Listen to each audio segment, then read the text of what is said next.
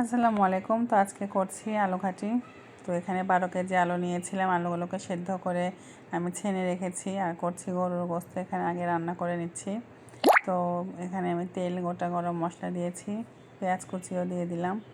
তো আমার মনে হয়েছে আর একটু পেঁয়াজ কুচি লাগবে, তো আর একটু পেঁয়াজ কুচি দিয়ে দিলাম। বাদামি হওয়া পর্যন্ত অপেক্ষা করি। তো এই তো নেড়ে চেড়ে নিচ্ছি। তো বাদামি হয়ে এসেছে। এখানে আমি বেশি করে আদা রসুন বাটা দিয়ে দিচ্ছি। যেহেতু 12 কেজি আলু, 8 কেজি গোস্ত, তো সব কিছু একটু বেশি বেশি করেই দিচ্ছি। তো আবারও আদা রসুন বাটা একটু দিয়ে দিলাম, কম হয়েছিল। তো এই তো নেড়ে চেড়ে ভালোভাবে নিচ্ছি। আদা রসুনটাকে ভালোভাবে আমি ভেজে নিচ্ছি। তো এখানে গরুর মাংসগুলোকে দিয়ে দিলাম। আমি গরুর মাংসের পিসগুলোকে বেশি ছোট করিনি। তো যাই হোক, এখানে সব রকমের গুঁড়া গরম মশলা দিয়ে দিচ্ছি।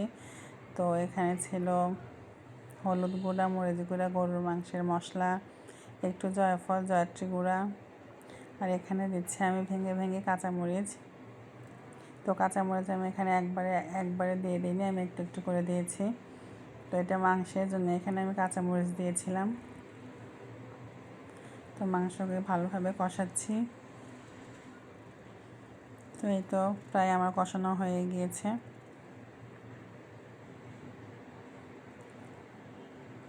ভালোভাবে নেড়ে দিচ্ছি।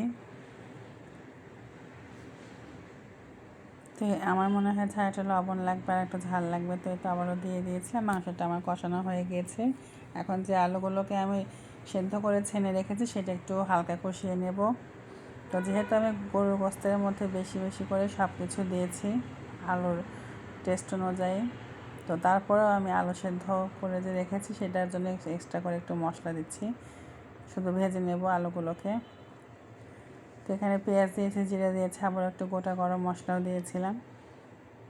তো পেঁয়াজটাকে বাদামি হওয়া পর্যন্ত অপেক্ষা করি। এবার একটু নেড়ে চেড়ে দিচ্ছি। তো এখানে আবারও দিয়ে দিচ্ছি একটু আদা রসুন বাটা। আবারও পেঁয়াজগুলো লাল হয়ে এসেছে। এখন আমি আলুগুলোকে একটু এখানে গুঁড়া মরিচ দিয়ে দিব। তারপর আবারও কাঁচামরিচ দিচ্ছি, একটু হলুদও দিয়ে দিয়েছি, একটু গরম পানি দিচ্ছি। তো এখন সেই আলুগুলোকে দিয়ে দেবো। আমি আলুগুলোকে আধা ভাঙা করেছি। তো আমি আলুগুলোকে একটা সসপ্যানে সবগুলোকে কষিয়ে নিচ্ছি, মানে সব আলুগুলো এখানে ছিল 12 কেজি। তো একবারে কষিয়ে নিয়ে আমি 2টা সসপ্যানে আলাদা আলাদা করে রান্না করব।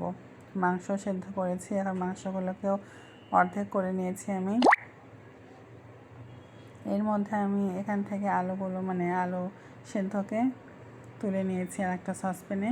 তো এখানে আমি মটরশুঁটিও দিয়ে দিয়েছি। আর ওই মাংস থেকে কিছু অর্ধেক করে সমান সমান করেছিলাম, অর্ধেক করে মাংসগুলো এখানে দিয়ে দিলাম। দিয়ে আবারও ভালোভাবে নেড়ে ছেড়ে নিচ্ছি। এক হাত দিয়ে নাড়া খুব মুশকিল হচ্ছিল। তো আমি আমার হেল্পিং হ্যান্ড, আমার যা, সবাই মিলেই নাড়ছিলাম। তো ভালোভাবে না নাড়লে যেহেতু এটা ঘন, নিচে লেগে যাবে। তো এত কষ্টের ফল তো কোনোভাবে লেগে যায়, মানে যেন না যায়, এর জন্য খুব নাড়াচাড়া করা হচ্ছিল। তো যাই হোক, এখানে গরম পানি অ্যাড করে দিলাম। বেশি ঘন করবো না, বেশি পাতলা করবো না, মিডিয়াম। তো এই তো একটু বলক আসার জন্য রেখে দিই। তো এখানে একটু লবণ কম হয়েছিল। আবারও কাঁচামরিচ দিয়েছি। আমি ধাপে ধাপে কাঁচামরিচ দিয়েছি, আমি একবারে দিইনি। তো এই তো হয়ে গিয়েছে আমার আলু ঘাটি। তো এখানে আমি ভাজা জিরার গুঁড়া, তারপরে পেঁয়াজ বেরেস্তাও দিয়েছি। সেটা পেঁয়াজ বেরেস্তা দেওয়াটা স্কিপ হয়ে গিয়েছে, যেহেতু রান্না বান্নার সময় কখন কি ভিডিও করছিল। তো যাই হোক, এখানে জিরার গুঁড়া দিয়ে দিলাম। এই সসপ্যানটা এখন আমি আরেকটা সসপ্যানেই তো আলুগুলোকে সেদ্ধগুলোকে আবারও এখানে কষিয়ে নেওয়া হচ্ছে। তো এর মধ্যেও মাংসগুলোকে দিয়ে দেওয়া হলো।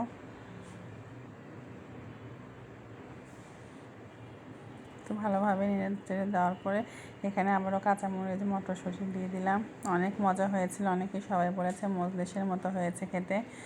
তো সাথেও আরও অনেক রান্নাই ছিল। মুরগি রান্না করেছিলাম, বেগুন ভাজি ছিল, দেশি কই মাছ ভাজি ছিল। তো সেগুলো আর ভিডিও খাওয়ার পাল্লায় পরে ভিডিও করা হয়নি। তো যাই হোক, আলু ঘাটিটা যেমন তেমন করে ভিডিও হয়েছে।